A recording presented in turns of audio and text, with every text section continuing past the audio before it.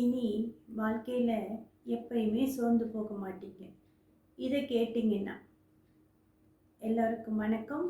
நான் உங்கள் ஸ்ரீ.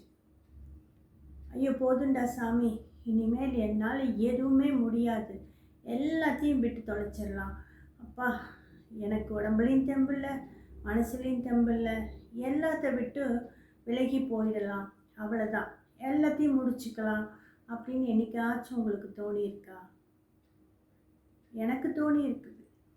போதுண்டா சாமி, நம்ம உடம்புலையும் தெம்பில்லை, மனசுலையும் தெம்பில்லை அப்படின்னு. ஆனால் அந்த இடத்துல நான் எல்லாத்தையும் முடிச்சுக்கலாம் அப்படின்னு தோணுறப்ப நான் என்ன செஞ்சேன்னா இதை தான் செஞ்சேன். என்னன்னு கேட்குறீங்களா? அப்படியே கண்ணுக்கு முன்னாடி மலை போல இருந்த பிரச்சனையை அப்படியே கொஞ்சம் ஒதுக்கி வச்சேன். என்னால் என்ன செய்ய முடியும், ஒரு சிறு முயற்சி செஞ்சு பார்க்கலாம் அப்படின்னு ஒரு சிறு முயற்சி. ஏன்னா அந்த அளவு தான் என்கிட்ட தெம்பு இருந்தது, சக்தி இருந்தது. ஒரு அடி எடுத்து வச்சேன். அப்போ மெதுவாக எனக்குள்ள ஒரு நம்பிக்கை வந்தது. அடுத்த அடி, அந்த ஒரு அடி எடுத்து வைக்கும்போதே நமக்குள்ள ஒரு சக்தி வரும், நம்பிக்கை வரும். நம்மளுடைய பிரச்சனை என்ன தெரியுமா? 900 மைல் தொலைவையும் ஒரே ஓட்டமாக ஓடி போய் கடந்துடணும் அப்படின்னு நினைக்கிறது தான்.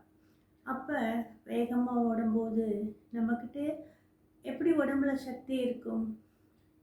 அடி மேலே அடி வச்சாதானே அம்மையும் நகரும். அது மாதிரி பெரிய பிரச்சனைகளுக்கும் சின்ன சின்ன முயற்சிகளை செஞ்சு அதை தீர்க்க யோசிக்கணும். பிரச்சனை பெருசு பெருசுன்னு நினச்சிங்கன்னா பெருசாக தான் தெரியும். சின்னதாக அடி எடுத்து வச்சிங்கன்னா அந்த மெல்லமாக எடுத்து வைக்கிற அடியிலே அடுத்த அடி எடுத்து வைக்க நம்மளுக்கு சக்தி கிடைக்கும். இப்படியே சின்ன சின்ன முயற்சிகள் பெரிய வெற்றியை நம்மளுக்கு கொடுக்கும். அதனால் எல்லாம் முடிஞ்சு போச்சு, என்னால் முடியாது அப்படின்னு என்றைக்குமே நினைக்காதீங்க. சிறுதுளி பெருவெள்ளம் மாதிரி சின்ன சின்ன முயற்சிகள் பெரிய வெற்றியை கொடுக்கும். முயற்சி பண்ணி பாருங்கள். இந்த வீடியோ பிடிச்சிருந்தா வீடியோக்கு ஒரு லைக் போட்டு உங்கள் ஃப்ரெண்ட்ஸ் அண்ட் ஃபேமிலிக்கு ஷேர் பண்ணுங்கள். நன்றி.